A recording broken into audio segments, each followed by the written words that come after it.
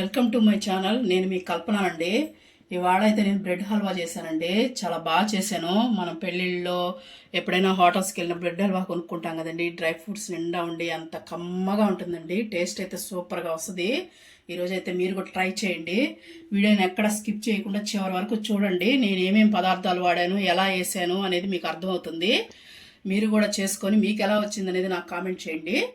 ఈ వీడియోని ఎక్కడ స్కిప్ చేయొద్దండి. చివరి వరకు చూసి మీకు కానీ నచ్చితే లైక్ చేయండి, షేర్ చేయండి. ఎవరైనా మనకు ఛానల్ కొత్త వాళ్ళు చూస్తున్నట్టయితే వెంటనే మన ఛానల్ సబ్స్క్రైబ్ చేసుకోండి. మేము పెట్టిన నోటిఫికేషన్స్ అన్నీ మీకు వస్తాయండి.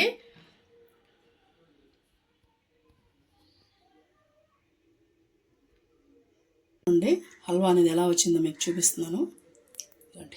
చూసారా ఎంత బాగుందో, ప్రతిదీ కూడా అంత బాగా వచ్చింది చూడండి.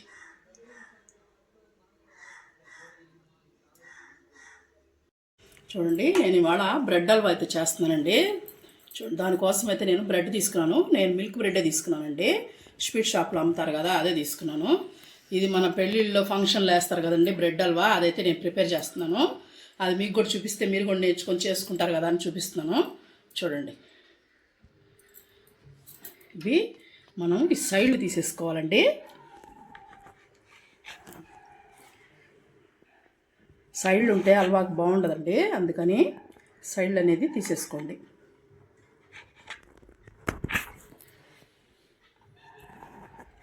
అలా కట్ చేసేసుకొని ఇవి నేను 2 భాగాలుగా చేసుకుంటున్నానండి. 4 భాగాలుగా కూడా చేసుకొని వేయించుకోవచ్చు, ఎందుకు తొందరగా అయిపోతుందని నేను 2 భాగాలుగా వేయించేసుకుంటున్నాను. ఇవేమంటే మనం వేస్ట్ చేయాల్సిన అవసరం లేదండి. ఇవి మిక్సీలో వేసేసి మనం క్రష్ చేసి పెట్టుకున్నామంటే బ్రెడ్ క్రమ్స్ అంటారు కదా, స్నాక్స్ చేసుకునేటప్పుడు పైన అద్దుకుంటాము, వాటికి పనికి వస్తుందండి. మనకి ఏది వేస్ట్ అవ్వదండి. చూసారు కదా, సైడు ఇట్లాగా ఇంకోసారి చూపిస్తాను చూడండి. మీకు బ్లాక్ పార్ట్ అనేది రానికుండా కట్ చేసుకోండి.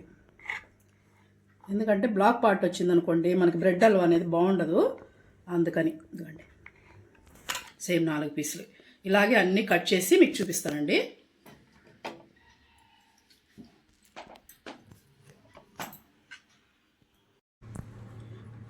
ఇదిగోండి, అన్నీ ఒకేలా కట్ చేసి పెట్టేసుకున్నానండి. నేను పొడుగ్గా చిన్న చిన్న ఎందుకని రెడీ అయిపోయింది కదా. ఇప్పుడు మనం స్టవ్ వంటికి చేసేసుకొని బాండ్లు అయితే పెట్టేసుకున్నానండి. ఇప్పుడు మనం నెయ్యి పోసుకుంటున్నాను. నేను నెయ్యి కొంచెం, ఆయిల్ కొంచెం వేసుకుంటున్నానండి. ఇట్లా అయితేనే బాగుంటుంది. అచ్చం నెయ్యితో కూడా వేయించుకుంటారు చాలామంది, కానీ ఎగుటి వస్తుందండి. అందుకని మనం కొంచెం అది కొంచెం ఇది పోసుకొని వేయించుకుందాము. బ్రెడ్ అనేది టేస్ట్ నెయ్యితో కూడా బాగుంటుంది, కానీ ఎక్కువ తినలేమండి అప్పుడు నెయ్యితో కాల్చుకుంటే. మొత్తం చాలామంది ఉత్తి ఆయిల్లోనే వేస్తారు, కానీ నేను కొంచెం నెయ్యి కూడా వేస్తున్నానండి. ఇప్పుడు కొంచెం ఆయిల్ హీట్ అవనిద్దాం. హీట్ అయిన తర్వాత మనకి పెళ్ళిళ్ళలో అట్లా వెళ్ళినప్పుడు చూసి తిని మన ఇంట్లో చేసుకుంటే బాగుండు అనిపిస్తుంది. కొంతమందికి రాదండి పాపం, అందుకని నేనైతే చేసి చూపిస్తున్నాను. నేను ఒక మ్యారేజ్కి వెళ్తే వాళ్ళు చేశారండి, భలే ఉండింది టేస్ట్ అయితే. సరే అలానే చేద్దాం కదని వాళ్ళు అడిగితే చెప్పారు. నేను అలాగే చేద్దామనేసి ఇప్పుడు అయితే చేస్తున్నానండి. మా ఇంట్లో కూడా చాలా ఇష్టం ఇది పిల్లలకి, అందుకే నేను అడిగి తెలుసుకున్నాను. ఇప్పుడు చూద్దామండి బ్రెడ్ అయితే ఆయిల్ హీట్ ఎక్కిందో లేదో. ఇలాంటి కొంచెం హీట్ ఎక్కింది కదా. ఇప్పుడు ఇదే కాదండి, మళ్ళీ కూడా పడుతుంది మనకి, బ్రెడ్ ఎక్కువ లాగేస్తుంది. మళ్ళీ వాటినన్నీ వేసుకోండి. ఎక్కువ మళ్ళీ వేసారంటే విరుక్కొని పోతుంది.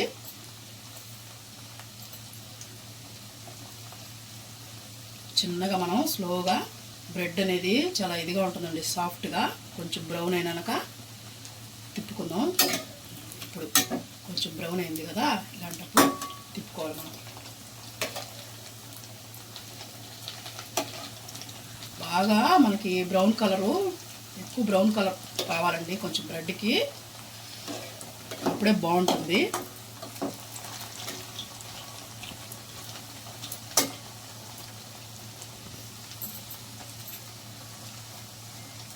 కాదిన తర్వాత చూపిస్తాను మీకు.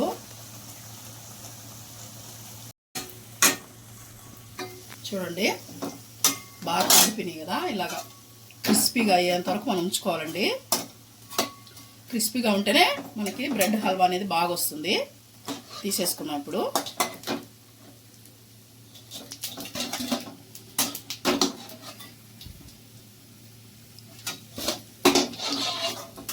లైట్ బ్రౌన్ కాల్చుకున్నాం అనుకోండి హల్వా అనేది బాగుండదు.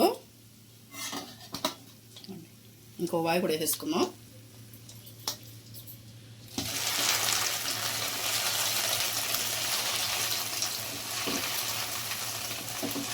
మనకి మళ్ళీ ఇంకో వాయు వేసుకునేటప్పుడు తక్కువ అయితే మళ్ళీ మనం కొంచెం నెయ్యి కొంచెం ఆయిల్ వేసుకొని ఫ్రై చేసుకోవాలండి. ఇవి ఇలా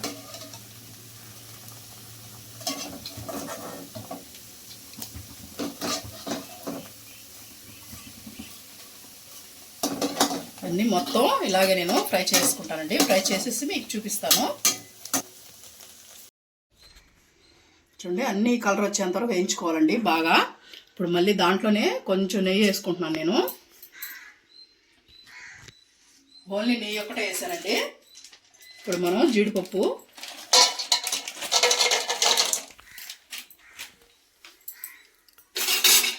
బాగా వేయించుకుందామండి. జీడిపప్పు కూడా సిమ్లో పెట్టి వేయించుకోండి. దీంట్లోనే కొంచెం ద్రాక్ష కూడా వేస్తున్నాను. సరిపోతండి.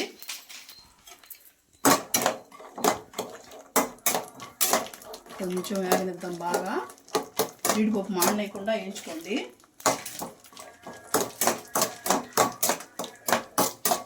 కొంచెం బాగా వేగిన తర్వాత మనం దోసపప్పు అనేది వేసుకున్నాం. ఇప్పుడు వేసుకున్నామంటే మాడిపోతుందండి, ఎందుకంటే అది సన్నగా ఉంటుంది కాబట్టి. మనం డ్రై ఫ్రూట్స్ ఎంత వేసుకుంటే ఎంత బాగుంటుందండి బ్రెడ్ హల్వా. నెయ్యి అంతే వేసుకున్నా బాగుంటుంది, డ్రై ఫ్రూట్స్ ఎంత వేసుకున్నా బాగుంటుంది. చూసారు కదా బాగా ఇప్పుడు ఉబ్బుతున్నాయి చూడండి ద్రాక్ష. అందుకని సిమ్లో పెట్టుకొని వేయించుకోండి. ఎప్పుడు మాడిపోకుండా, మాడిపోయింది అనుకో చేదు వస్తుందండి జీడిపప్పు అనేది. అసలు మనకు స్వీట్కే టేస్ట్ మారిపోద్ది. చూడండి ఇప్పుడు ఉబ్బుతున్నాయి కదా. ఇప్పుడు మనం దోసపప్పు అనేది వేసేసుకున్నాం. ఇది వేసుకున్న తర్వాత ఎక్కువ రోస్ట్ చేయబడలేదండి మనం, ఎందుకంటే అది కూడా మనకి టేస్ట్ మారిపోద్ది దోసపప్పు అనేది. లాస్ట్లో మనం వేసుకొని ఒక్క నిమిషం అంతే.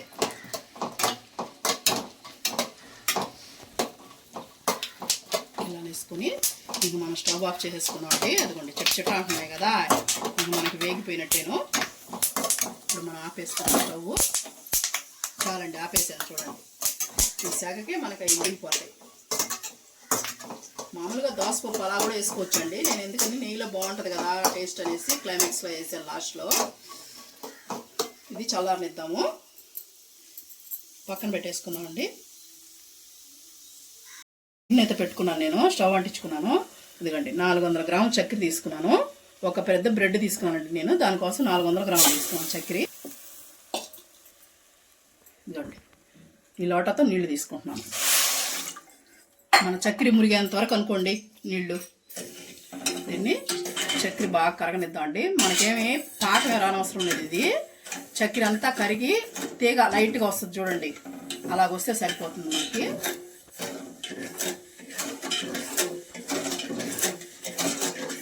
పాకం వచ్చిన తర్వాత చూపిస్తానండి. పాకం అంటే అదే లైట్గా చక్కెర కరిగి లైట్గా తీగ వస్తే సరిపోతుంది. చూపిస్తాను అప్పుడు మీకు.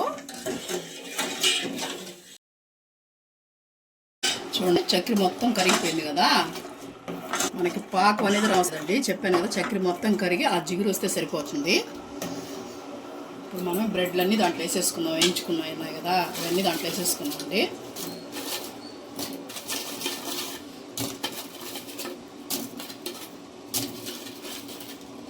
మనకి ఇంత క్రిస్పీగా ఉంటేనే బాగుంటుందండి బ్రెడ్ హల్వా అయితే. ఇప్పుడు మనం దీంట్లో బ్రెడ్ని బాగా ఉడకనిద్దామండి. బాగా సాఫ్ట్ అయిపోతుంది. నేను చెప్పాను కదండి కొలతలో, ఒక బ్రెడ్కి అయితే నేను 400 గ్రాముల చక్కెర తీసుకున్నానండి. బ్రెడ్ అయితే మనకి చక్కెర ఎంత బాగా ఉడుకుతుందో చూసారా.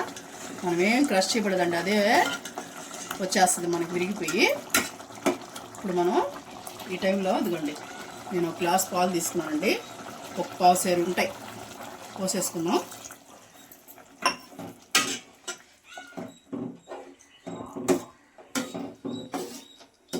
చక్కెర పాలు తీసుకున్నానండి.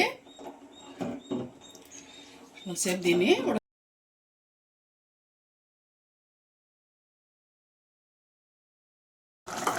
చూడండి పాలు అనేది బాగా విరిగి అంత బాగా వచ్చింది చూసారా. ఇలాగా పోసుకోవాలండి. ఈ టైంలో నేను కోవా తీసుకున్నానండి. చూడండి, పచ్చి కోవా అంటారు కదా, అది తీసుకున్నాను. నేను ఒక 150 గ్రాములు తీసుకున్నానండి. కోవా వేసామంటే బ్రెడ్ హల్వా అనేది చాలా టేస్ట్గా ఉంటుందండి. ఎంత తినాలనిపిస్తుంది.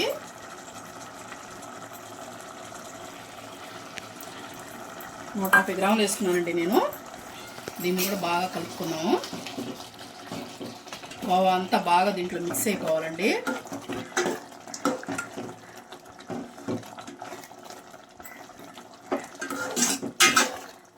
ఇప్పుడు మనం మీడియంలో పెట్టుకోండి, ఎందుకంటే అడుగు అంటుతుంది కాబట్టి. కోవా వేసాం కదా, మీడియంలో పెట్టుకొని మనం కోవా అంతా దాంట్లో కరిగేంత వరకు కుక్ చేసుకుందాం.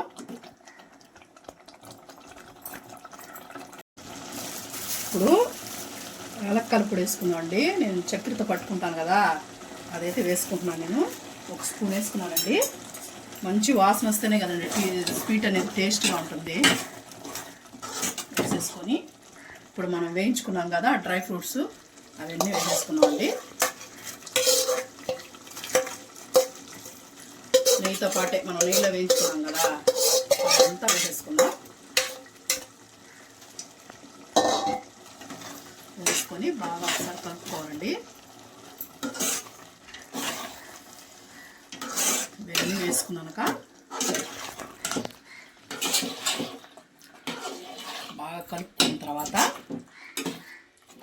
ఒక 1/2 నిమిషం అట్లా ఉంచేసి, ఇప్పుడే మనం యాలక్కల పొడి వేసుకున్నాం కాబట్టి స్టవ్ అయితే ఆఫ్ చేసుకున్నామండి. దీంట్లో ఇప్పుడు నేను కలర్ వేయట్లేదండి, న్యాచురల్గానే ఉండించుకుంటున్నాను.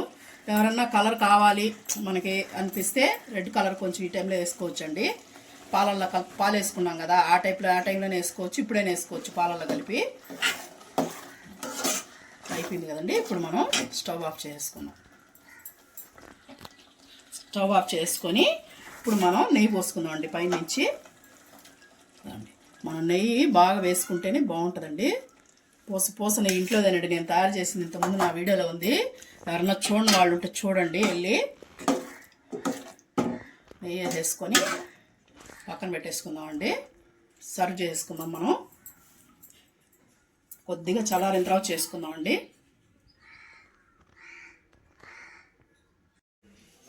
చూడండి బ్రెడ్ హల్వా అనేది ఎంత బాగుందో. దీనికంతా ఏంటంటే మెయిన్ ఎంత నెయ్యి పోసుకుంటే అంత బాగుంటుందండి. ప్లస్ కోవా కూడా డ్రై ఫ్రూట్స్ ఎన్ని వేసుకుంటే అంత టేస్ట్గా ఉంటుందండి బ్రెడ్ హల్వా అయితే. ఇదే మెయిన్. సర్వ్ చేసుకుందామండి. చూడండి, డ్రై ఫ్రూట్స్ ఇన్ని ఉంటేనే మనకు తింటుంటే ప్రతి దాంట్లోకి బాగుండాలండి, అప్పుడే టేస్ట్గా ఉంటుంది.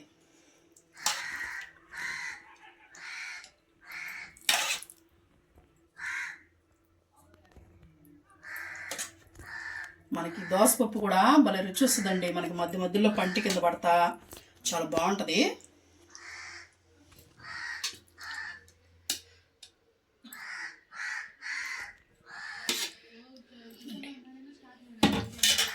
పైనుంచి కొంచెం దోసపప్పు వేస్తున్నాను అండి నేను. చాలా బాగుంటుంది,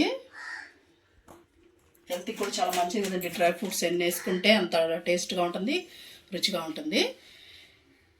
ఇవాళ వీడియో అయితే ఇదేనండి. మీకు కానీ నచ్చితే లైక్ చేయండి.